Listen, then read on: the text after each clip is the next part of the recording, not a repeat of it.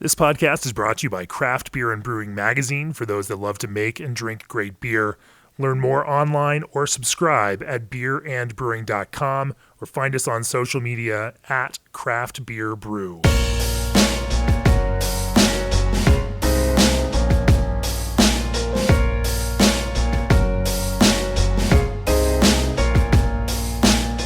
Welcome to the Craft Beer and Brewing Podcast. I'm your host, co-founder, and editorial director of Craft Beer and Brewing Magazine, Jamie Bogner. And my guest on the podcast today is Matthias, the assistant brewmaster for the pilot brewery at Deschutes Brewing here in Bend, Oregon. Welcome to the podcast, Kyle. Yeah, thanks for having me. And I want to thank the folks of Deschutes for bringing us out here and supporting this episode of the podcast. Really appreciate it. Also, as the brewing industry's premier choice for glycol chilling, G&D Chillers has set the standard on quality, service, reliability, and dedication to their customers' craft. Thinking outside the box, whether it's a simple relocation of the utility connections for a complex build-up or ground-level design and engineering, G&D is ready to meet the challenge. They're big enough to produce and small enough to care. Call G&D Chillers to discuss your project today or reach out directly at gdchillers.com. Also, kickstart your innovation with Old Orchard Craft Juice Concentrates. Old Orchard knows that a strategic seasonal release calendar means higher margins, increased taproom traffic, and secured shelf space for your brand. That's why they collaborate with countless breweries on product development conversations year-round. With unique flavors like watermelon, rhubarb, pineapple, and plum, the possibilities are endless. Get your Old Orchard sample kit with free 6-pack cooler at www.oldorchard.com/brewer. As always, I just want to remind you that Craft Beer and Brewing's all-access subscriptions give you a year of the print and digital editions of the magazine, plus access to our library of video courses, a special deep dive email only for all-access subscribers, premium content, and an all-access exclusive merchandise item. Go to beerandbrewing.com, click on the subscribe button, and join now. So, Kyle. Yeah. This innovation process and program at Deschutes, and I spent the entire day touring the brewery yesterday, spending time with you all, working on some other stuff, building some of their content.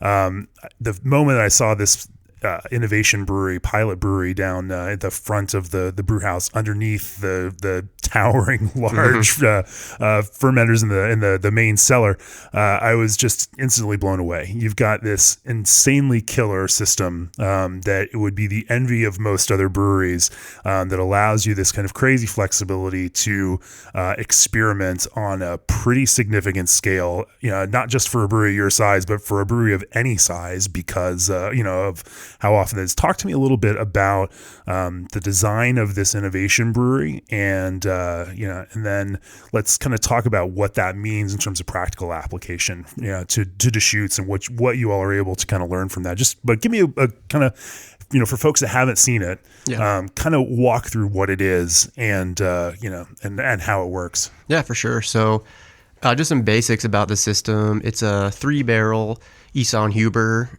brew house and fermenter cellar of 13 fermenters and 7 bright tanks. And the brew house was designed to at least somewhat mimic our 150-barrel Hoopman system as far as automation is concerned. But the kind of the unique thing about the brew house is that 7-vessel system, and we have mash tun, lauter tun. It is a 7-vessel 3-barrel system. Yep. Pretty dynamo. Definitely right. Some stainless envy there for a lot of folks. But mash tun, lauter tun, pre-run tank, and then that's where things get kind of interesting in the sense that we can then split that wort stream into 2 separate wort streams. So we have 2 kettles, 2 whirlpools, 2 wort chillers, so on and so forth, which allows us to really speed up time of development for new products, right. And do pretty cool side-by-side trials, whether we're testing out hops, yeasts, fermentation parameters, whatever that might be. And then, moving to the cellar, we have those 13 fermenters, which were designed to be dimensionally similar to the big granddaddies above them, which are 1,300-barrel Zeeman tanks. So we looked at the dimensions of those tanks and tried to scale that down as close as possible to get closer to the fermentation parameters of those big cellars, so that we can mimic flavor. And then bright tanks, same story there too. Just making sure we're saying the same dimensions. But and then considering we can brew side by side beers on the same day, those get to bright on the same day as well. Put them in front of our sensory panel and teams to taste them, same age, and you're really just looking at one small difference to determine which way to take things. Because you can kind of split that wort stream out, you can really do side-by-side A/B tests on, small parameters, across those various pieces. Yeah, exactly. So, it's your full-time job to operate Yep. this. You are a full-time brewmaster who does nothing but this kind of innovation brewing, pilot brewing. How often do you brew? How often do I brew? I'm in there at least once a week. Yeah. And we have a team of 6 other folks who are in there helping me out as well. How many brews go through that system in a given year? Let's see. Last year, I think we did about, 140 or so, which is definitely, helped out by the fact that we have those 2 wort streams. So That's it's a pretty amazing kind of test process for any brewery. A lot of folks, even if you're brewing on a 5-barrel or a 7-barrel system, brewing that many, no one has the kind of bandwidth to brew test brews at that kind of scale. Right. So looking at that, that's a major investment for a company like Deschutes to get involved for in. sure. A massive one, and putting it right there in the cellar so that people who are walking in for brewhouse tours, see it as one of the first things they see, and lining up all those 7 vessels in the brew deck across that kind of front of the building right here. It's a pretty bold kind of statement to make about how you all are focusing on brew tests. Yeah, definitely. We're definitely in it and definitely pushing that thing to its limits. And, it's been really nice just in the sense that, we can take some pretty big risks on, since considering it's such a small system. And if they don't turn out, fail fast, and change direction quickly as long, in the time it takes for, beer to get brewed and be in the bright tank, we have some information on which way we want to go. Yeah. And this has been kind of key to some of your new product development. When we were talking yesterday, I know Veronica Vega mentioned that, new products in any given year are as much as 20% of the revenue for a company like Deschutes, which is a pretty huge number for a brewery that makes a lot of kind of classic, well-known, respected, brands that are out there in larger scale out in the market. That was a much larger percentage for these new products, and it has led to things like the fresh series that you guys do, kind of building on fresh squeeze, taking it in the kind of hazy realm. Talk to me a little bit about the development process for some of those fresh beers. Yeah, so those beers, I guess to start, we sort of have 2 different paths of new product development, and those fresh family beers would fall in what I sort of call the strategic path of beer development.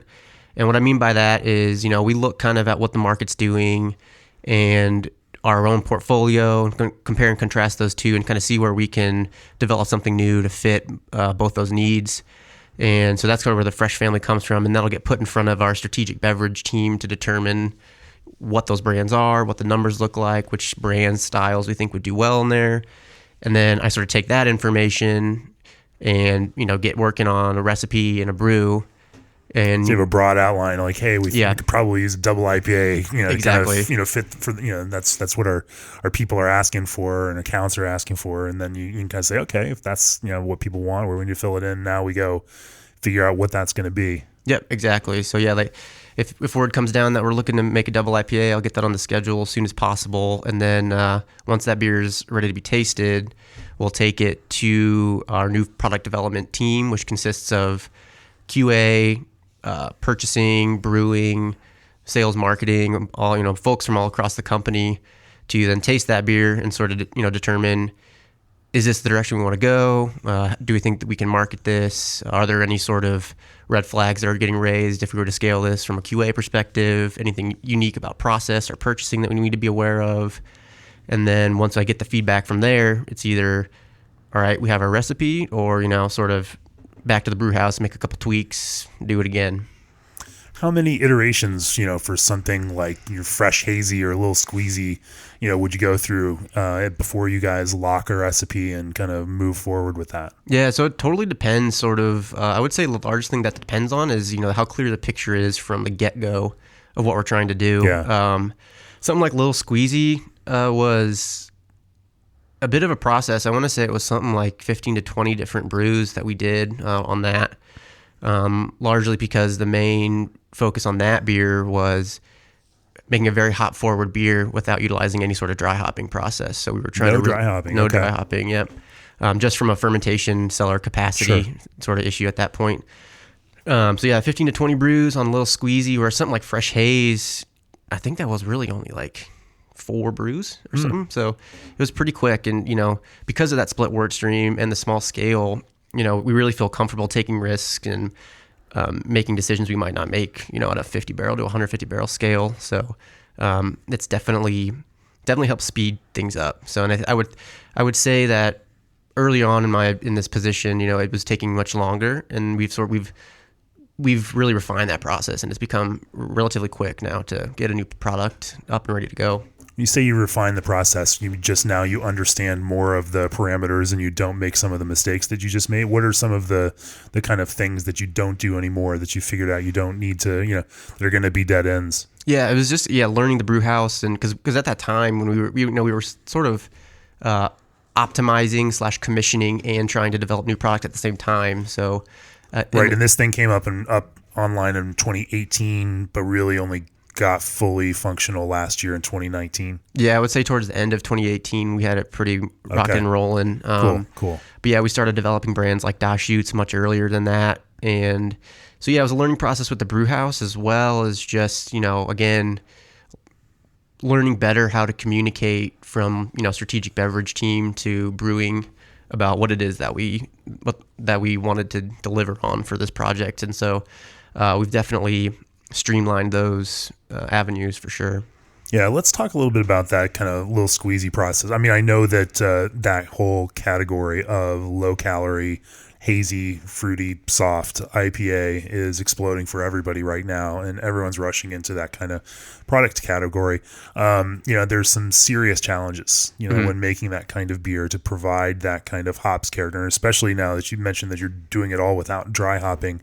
That creates a whole nother element of difficulty in that kind of thing. When you're talking about building a beer that's so small and so light, but also needs to have that kind of body, talk to me about some of the levers that you pull to kind of achieve that in a successful way. Are we talking a little squeezy or wowza?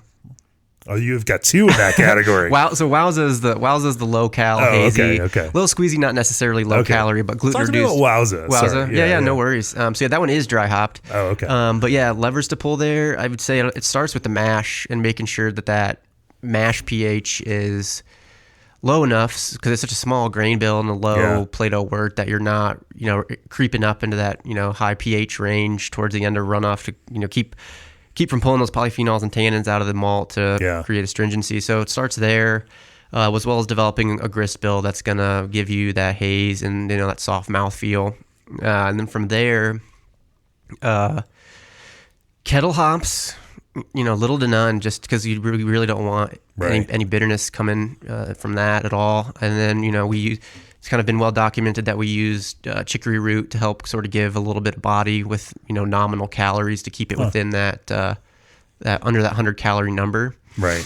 And then chicory root. And so that's and we actually in the last issue of Craft Beer and Brewing Magazine talked monk fruit's another kind of ingredient that folks are using, and the WeldWorks folks with Fitbits are brewing it that way. Using and stevia, using some of these kind of natural sweeteners that are low or no calorie. It's a little kind of tricky move for those. It is. What do you find that adds? Is it just that kind of body, or that Yeah, it's basically just a little bit of that more body that you might find in your typical 6-7% hazy IPA.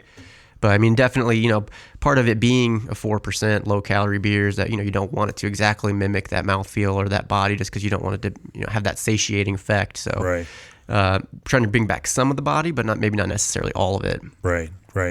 In terms of hops, how do you go for something like that? I mean, obviously the goal is something lightly fruity, but also it needs to have just a little bit of bitterness, but a soft bitterness to kind of balance out some of that. Are there hops you guys lean towards? Yeah, so one of them that we lean towards, and that one was Calista, which is very low alpha and very sort of general fruity berry type of hop, so really sort of refreshing hop bouquet. But also leaned on El Dorado for some fruitiness, and then Citra to really drive home that like, hey, this is a hazy IPA, because every hazy IPA has It's got to have Citra in it. Citra and Mosaic. So I wanted to keep sort of true to what bigger hazy IPAs were, but then also take into account that this is a 20 BU beer, very light bodied, and it's got to be able to have stand up to those hops with somewhat of the malty and bodied, like for to be drinkable. Yeah. I want to talk a little bit more about hops, because I think, as we were talking yesterday, going through that pilot brewery, I noticed you all are doing some side-by-side hops testing, and I want to kind of delve into what you've learned through some of that process. But before we do that, the founders launched SS Brewtech with a very clear goal to advance brewing equipment design, performance, and quality to the very highest standards in the industry. With a team that draws upon strong functional backgrounds in brewing science, mechanical engineering, industrial design, supply chain, and manufacturing, SS Brewtech has the people and skill sets you want and expect from your supplier of pro brewing equipment. Head over to ssbrewtech.com for more information on their brew houses and brewing gear. And now we have a special message from Pabst Brewing Company. Out of the west, a storm surprised. Swept down on Captain Pabst. That mariner and gentleman, his action swift and fast. He sailed the seabird against the throes, routing twain wind and fear. He took haste to protect his kin, but the port was far from near. Pabst's intuition proved him right, and bore a friendly coast. The mighty seabird crashed aground.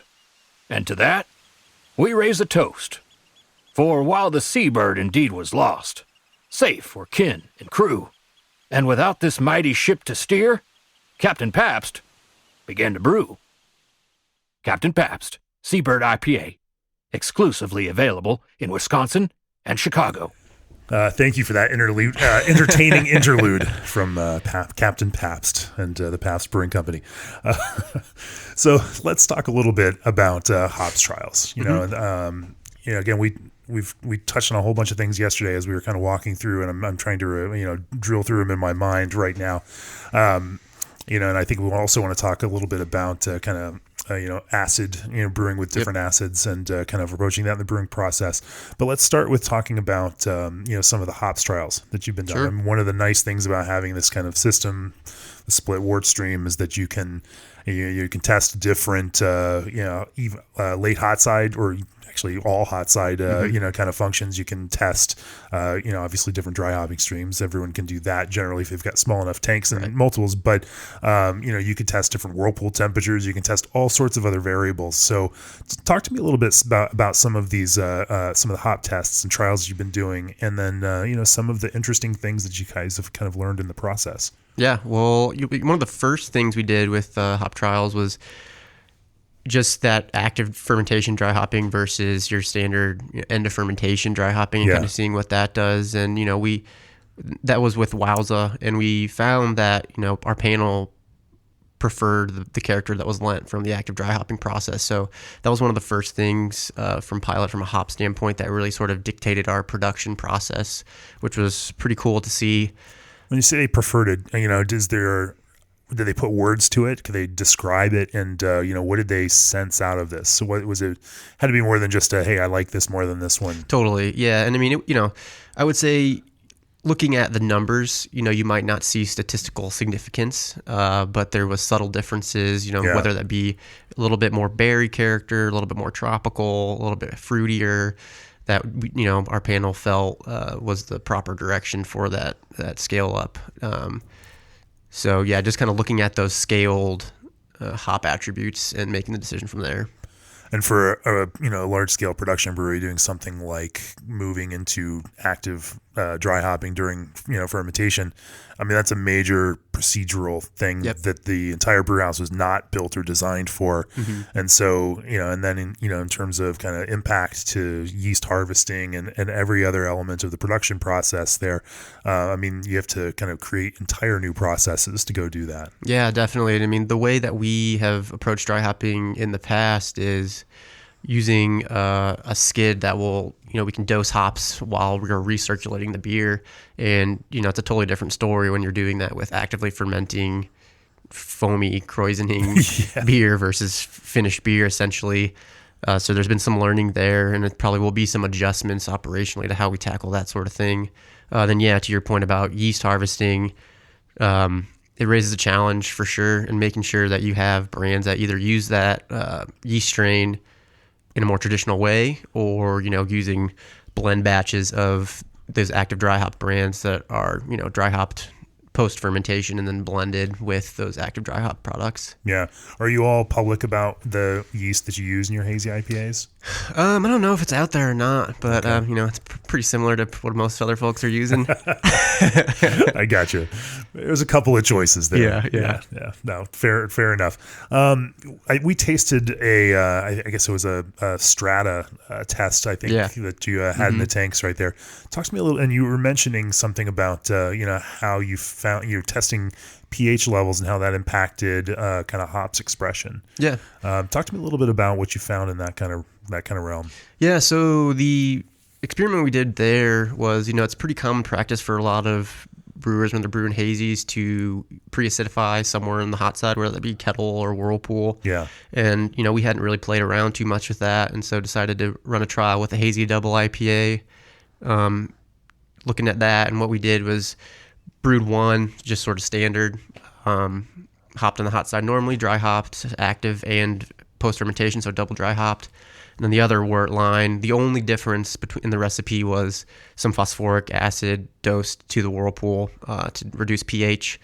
And didn't quite hit the pH that we wanted, but was perhaps even more insightful because the pH drop was not as much as anticipated. I would think it was only around 0.2 pH unit difference in the finished beer.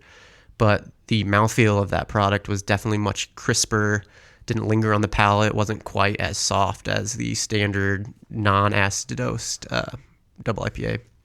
So that pH made it less soft, but also kind of dried up and cleaned up quicker. Yep. How does that impact how you design beers in the future?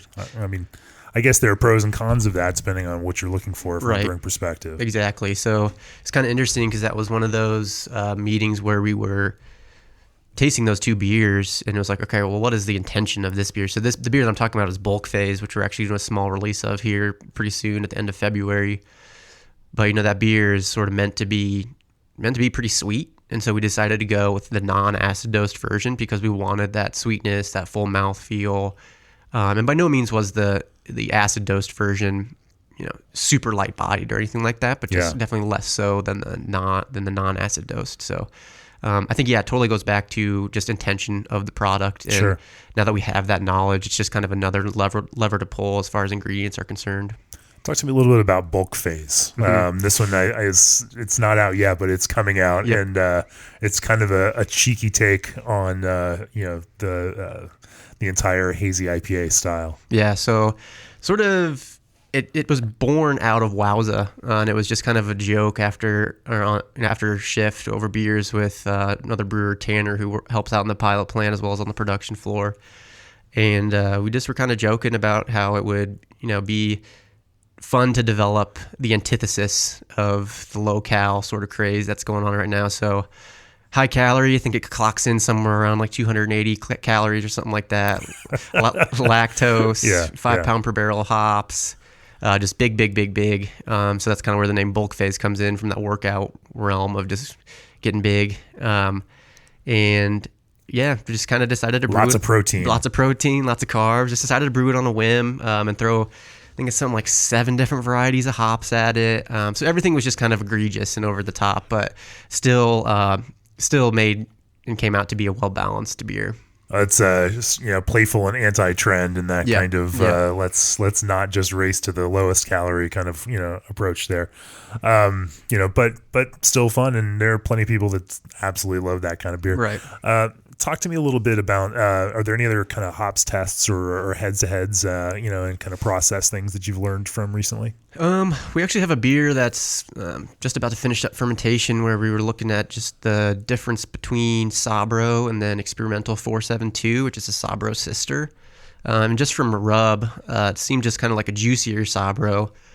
But and it kind of seems like it's going that way too during fermentation, but we'll find out here probably in the next week or two once we transfer that beer how it actually finishes up. But that'll be an interesting one to see how Sabro and that compare. So that's the most recent thing that we've done with, as far as, such sort of a head-to-head trial of two different hops. For you all as a brewery, you also have to concern yourself with how you scale beers and make beers that to get out there across all the markets that you're in, and so that kind of focus on ingredients and how many you're buying, and I mean it does matter. Have you found some efficiencies? I think there is. It's one thing when you're brewing a 15-barrel batch to get some Citra from the spot market and, make a Citra IPA. It's another thing to find enough Citra at the scale and the quality, that you might need to make, something like, one of your IPAs that's then distributed in, measured in the tens of thousands of barrels potentially. Talk to me about what you've learned about maintaining, finding ways to, creatively mix ingredients to kind of achieve some consistency and, products that can kind of scale like that. Yeah, sure. So, I mean, we definitely look to what we have first. And so we're considering the intention of the beer, looking at the raw materials that we have on hand and what we think we can pull from to, hit that intention and nail it. But if we don't feel that we have those on hand, we certainly will look to, either get into contracts for later down the road or spot buy some. But in a way, it also, sort of makes you look to hops or look to ingredients that you might not otherwise and kind of find them all over again, Sure. And that's something that's happened with hop like Chinook, which is just sort of, it was everyday West Coast IPA and kind of fell out of favor for the more fruity, juicy hops, but coming back again, and it's one of my kind of most underrated hops. So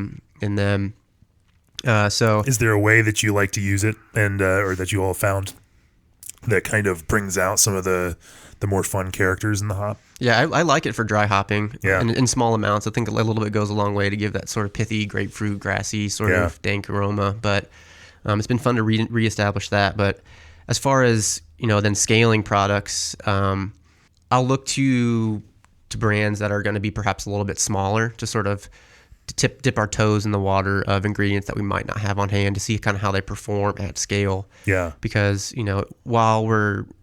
while flavor matching is certainly possible from pilot to scale, there's just obvious differences of making that big of a leap of, a 50-fold leap in production size to see how an ingredient's going to perform. So even though your fermenters are the same dimensions as your larger ones. Yeah. So in that way, we're sort of hedging our bets, and it's it might be that we need, a couple boxes of Strata or something, for instance, and we can do a production batch with that before we go all in on, making a big contract. So just sort of trying to make sure, A, we're using what we have, and then B, when we don't have what we need, to just sort of be smart about how we're doing that.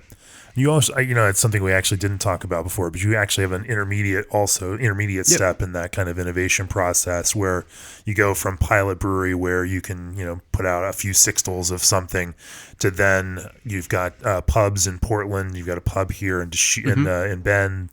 And so, it's with 20-barrel systems that you can also, kind of scale up and brew some intermediate batches, see how those perform, see how your customers, take to them.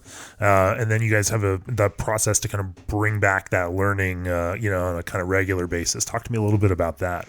Yeah. So, once a beer comes out of pilot that we've deemed has gotten good reception, whether it be from our internal folks or a tasting room or what have you, we'll usually kick it to one of the pubs to brew up on a larger scale just to see how it fares, over a longer period of time, because 4 sixtels doesn't last you very long. Right. And, we'll take what we learned from the pilot batch, perhaps make a couple tweaks to the pub batches, and then taste those again and sort of and put it in front of the new product development team and just continually make tweaks, until we get to scale where, even then, sometimes we're making tweaks to, make sure it's really hitting what we want to hit, or tweaks that we need to make it more feasible on scale. Yeah. And then how do you know that you've got something that's ready to go prime time and that's ready to go big? I mean, to me, it kind of all starts with just the hype that you feel internally. King Crispy was kind of one of those brands that everyone just sort of rallied around. It was completely organic. And you just kind of felt the buzz. And so I think that's where it all starts for me. And then that generally translates pretty well to, you know, our fans out there. So King Crispy, tell me more about this one. So this is a beer that was designed up in Portland by Jake and Jim, traditional German-style Pilsner that was made for the Bitburger Pilsner competition up in Portland. It was, I think, something like six to eight P&W breweries that entered it, and King Crispy, before it was known as that, won that competition and was judged by Bitburger folks as well as other brewmasters locally.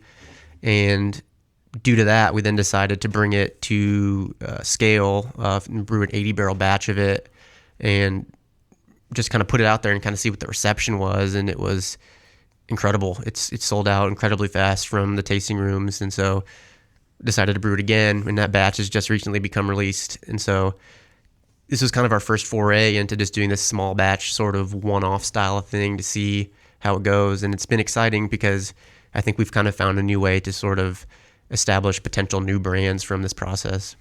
Just what everyone inside gets excited about, and then that excitement kind of extends out to, and then if it works, Yep, it keep works. going. Yeah. Yeah. Mm-hmm. So King Crispy, is that a new regular entry to the Deschutes lineup now, or? Right now it's still small batch. Yeah. I think we've only brewed it twice. I'm not sure if there's any plans to brew it again this upcoming year. I think we might brew it again for the summertime, but past that, it's sort of up in the air, which, I mean, I kind of like. I think that scarcity piece goes a long way. So I think if we can keep it somewhat small and keep people happy, there's a balance to be struck there for sure. Yeah. So if you don't mind talking about it, can we talk a little bit about hard seltzer? Sure. I know Inevitably.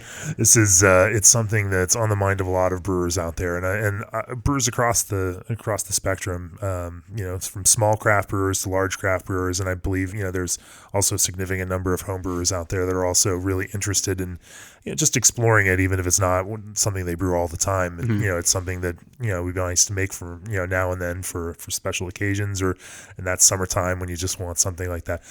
You guys have released a new hard seltzer under the Modified Theory brand, and you guys went through a lot of testing and a lot of work to kind of pull that together. Mm-hmm. Talk to me a little bit about that development process, and why and how you ended up brewing it in the way that you do as a fermented malt beverage, not necessarily a seltzer per se, Right. because it is malt based and not just sugar based. Right. Talk to me a little bit about that, and then building kind of flavors and experimenting with flavors and finding ways to get flavors to express well in these things. Sure. Yeah. So exactly.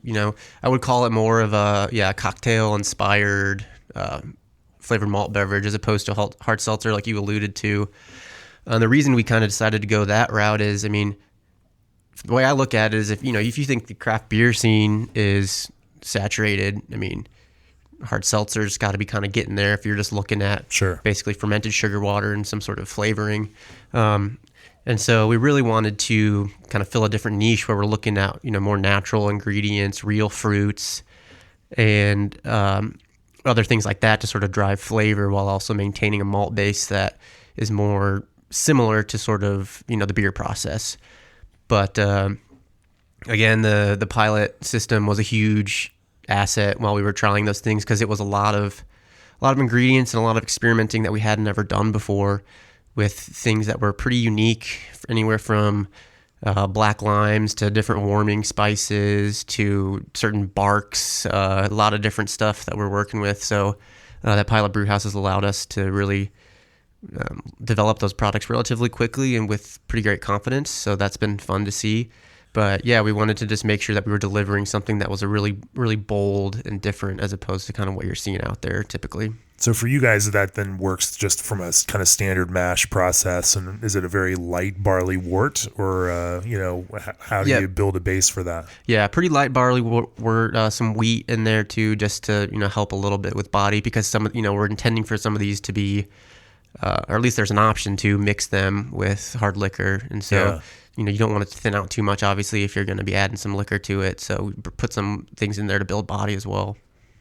And then how do you, kind of minimize the impact that, obviously, barley wort tastes like barley wort, Yep. and then it tastes like beer. You know, Yep, right. What kind of, is there a filtering process that then happens after that, or are there specific kind of a yeast program that minimizes esters and extra flavor creation in that process? Yeah, definitely throw a clean yeast strain at it. Yeah. Nothing necessarily specific with filtration, I wouldn't say. I would say a lot of it comes down to, there's a bit of a tartness to those products that kind of helps, cover up a bit of that, what you might call like a beer-like flavor. Yeah. And then again, I think a lot of it comes back to just the other types of special ingredients that we're throwing at it to make sure that that's sort of the thing that catches you first when you're drinking those types of beverages. Is there a color to them, or are they, I know in that kind of product category, the clear and sparkling kind of a thing, is big for consumers. Mm-hmm. Yes, they are colored, and that was again another sort of strategic move on our part to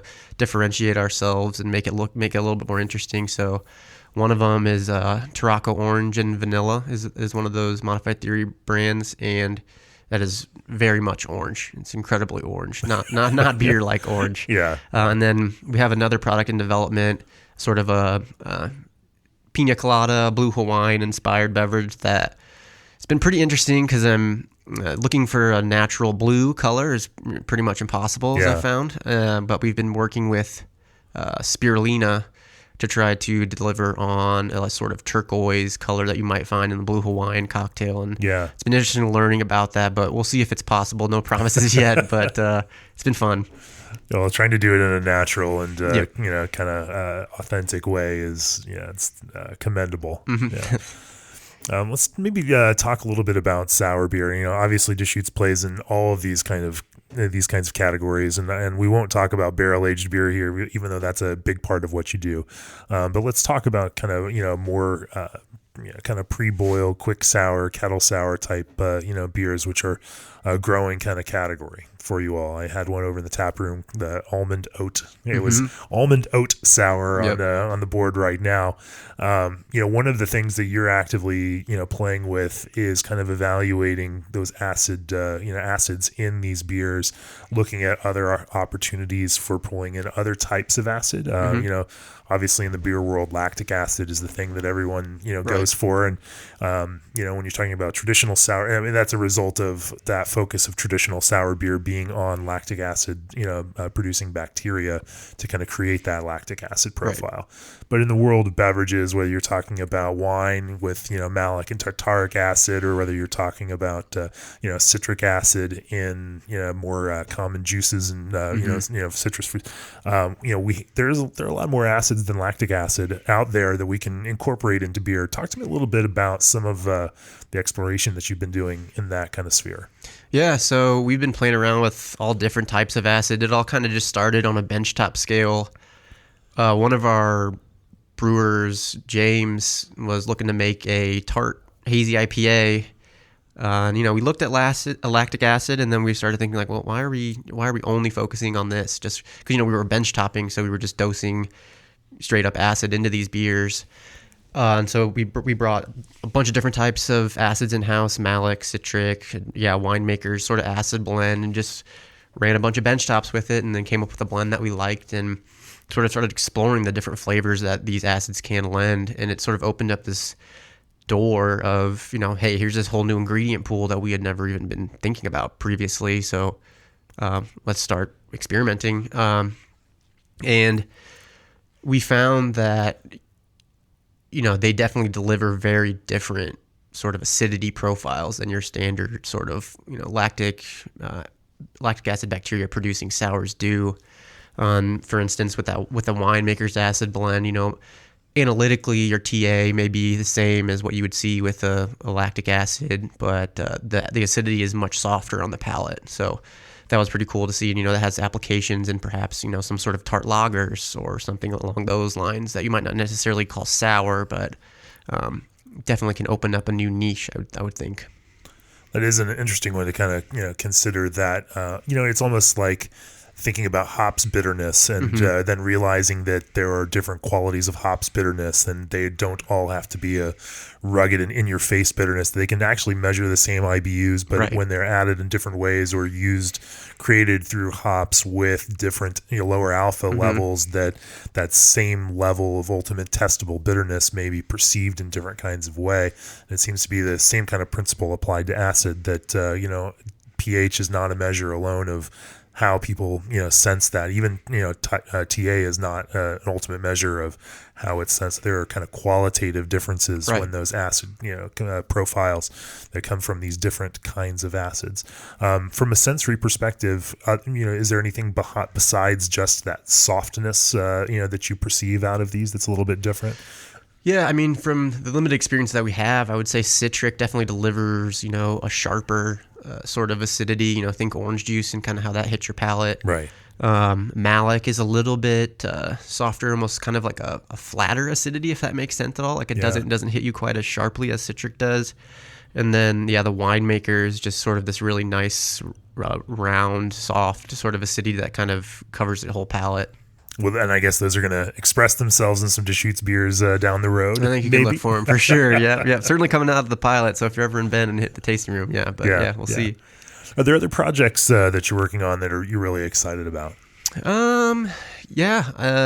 Really. So I'm pretty excited about, like I alluded to, that Sabro and 472 beer that we were doing earlier on, and I'm pretty excited about that. It's again just kind of pushing the boundaries with what we have done in the past with hops, and that's exciting to me. And then looking perhaps down the road to some collaborations with wineries utilizing that winemaker's acid blends for sort of unexpected wine beer hybrids, and continuing down that road. And then also just our continued foray into deriving flavor, like to take hops and fruits and sort of marry them into unique styles of beer. For instance, that Strata Punch beer that you tried yesterday, learning more about how to better use juice concentrates, pair those with hops, and all that sort of thing. Let's talk a little bit about that now that you bring that up. For a lot of brewers, the idea of adding fruit to beer has been based in puree, and for a lot of that, and puree kind of being, well, first I should say, whole fruit has been, there are a certain cadre of brewers that will only use whole fruit, and then we've moved from whole fruit into pureed fruit because adding aseptic puree is generally, safer if you're not pasteurizing beer, to make sure that you're going to create a product that's not going to continue to ferment and have, other, or get sour on you. And, you mentioned that you found that in a number of kinds of, back-to-back tests, you all actually, for certain fruits, prefer juice concentrates over, puree or whole fruit. Talk to me a little bit about that kind of thing, that it's not just a, category, we only like this over that. It's when it comes down to specific things, you like very specific products over others. Yeah, for sure. And I mean, I think you could even extend that to within certain categories. For instance, there are more than one, type of, let's say, pineapple juice concentrate. Right. But yeah, it's certainly specific to the fruit that you're using, as well as the intention that you're trying to get across and how much of that fruit character you sort of want to carry through. So, juice concentrate, you're looking at pretty much anywhere from 60 to 70 bricks, which, you probably don't necessarily want to back sweeten with something like that, especially if you're packaging and, you have live yeast in a can or something.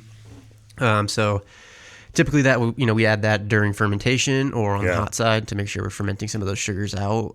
And my experience with that is you have a little bit more delicate but well integrated flavor of that fruit that you're putting into that beer versus a puree. If you're adding it post fermentation, you're adding less sugar to the beer, but you're getting a very nice fresh fruit sort of character from it, as fresh as you can without using whole fruit. Right. But we've messed around with pineapple, cherry, and grape, and a bunch of different other blends. And I would say for the most part, what I've seen with those is just, you have that delicate sort of integrated balance of fruit.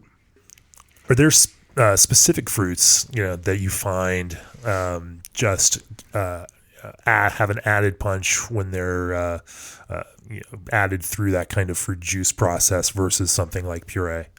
I don't know if I've honestly done enough to know for sure, but Okay. I would say I have seen that tropical fruits. So we've messed around a little bit with guava and pineapple. You just get that brighter, just kind of in your face tropical note from the puree as opposed to the juice concentrate. Yeah. Something like grape is pretty nice as a juice concentrate because you typically want that to be a little bit softer. Yeah. So that was a good application for the juice concentrate.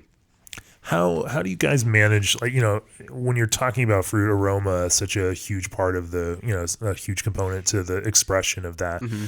And, naturally the, fermentation process as you're re-fermenting out on fruit, kicks off more CO2, which pulls aromatics out of the beer and puts them off into, headspace and blow off. How do that's whether it's hops or whether it's fruit, I mean, that's a giant challenge for brewers to kind of maintain that aroma in the beer and not just lose all of those volatile aromatics to that re-fermentation process. Right. Are there ways that you all kind of, keep that into the beer and help, maintain that in the product? Yeah, I mean, a lot of that I think kind of comes down to just point of addition.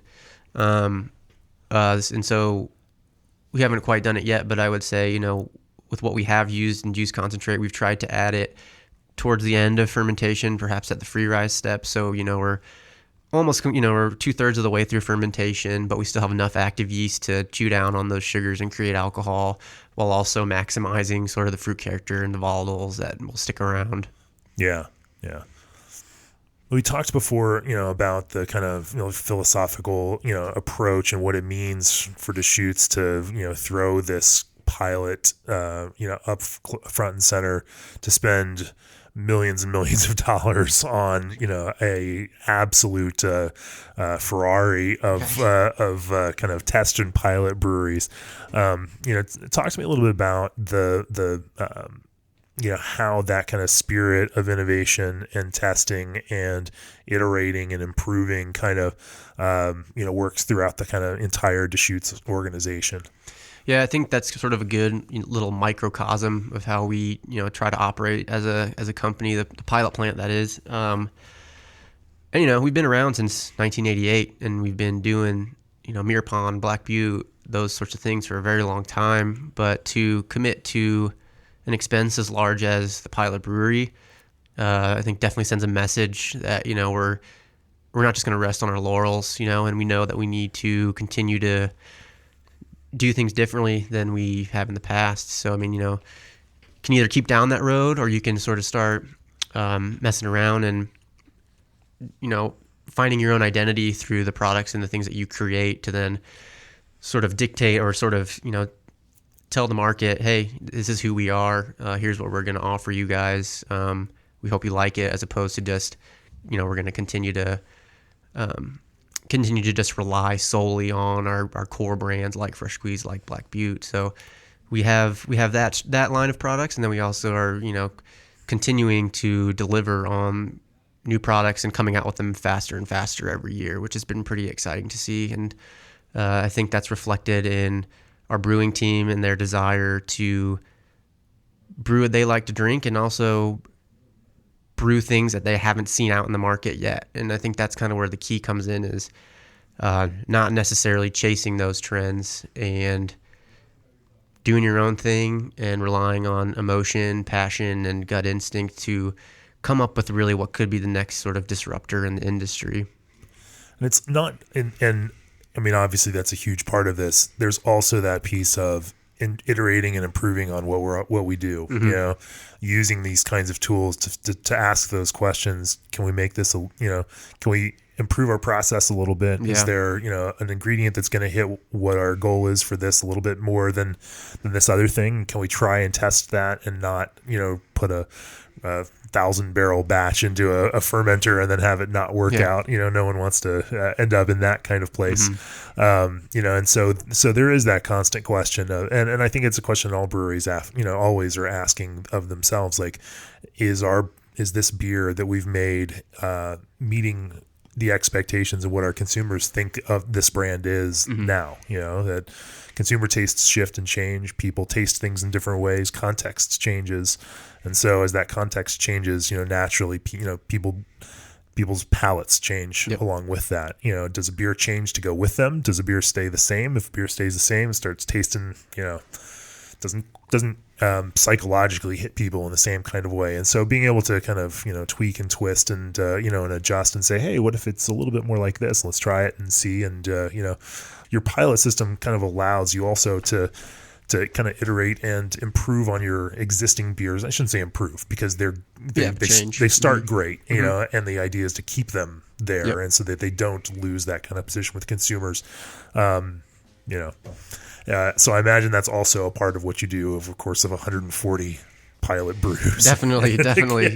Yeah, the production brands have definitely come to the pilot brew house, and I mean, we are always looking at ways to, like you said, make improvements or make things more consistent for, any sort of product that needs. I think you kind of have to look at it nowadays like there's, not a hell of a lot that's off the table, and you need to be kind of maintain that open mind for brands that have been around for a while as well as brands that have never seen the light of day. So just constantly having that mindset of yes and sort of to take from improv, so to continue to just push the boundaries as well as make consistent quality beer. Cool. Well, Kyle, I appreciate you talking with us on the podcast today. Before we go, G&D Chillers is ready to meet your challenge. Kickstart your innovation with Old Orchard Craft Juice Concentrates. SS Brewtech has the knowledge and experience you need. And Captain Pabst Seabird IPA is now available exclusively in Wisconsin and Chicago. What's the best place to experience this innovation and pilot brewing process for Deschutes Brewery? I'd say the best place to experience the innovation of the pilot brewery is our Bend tasting room, if you can make it out here. Not our Portland pub's doing some pretty cool stuff, along with our Bend pub. But hoping to get a bunch of these small pilot batches into a larger form and out across the country. Hopefully they'll be in store near you sometime soon. Yeah, hope so. Thanks for joining me on the podcast, Kyle. Cheers. Thank you.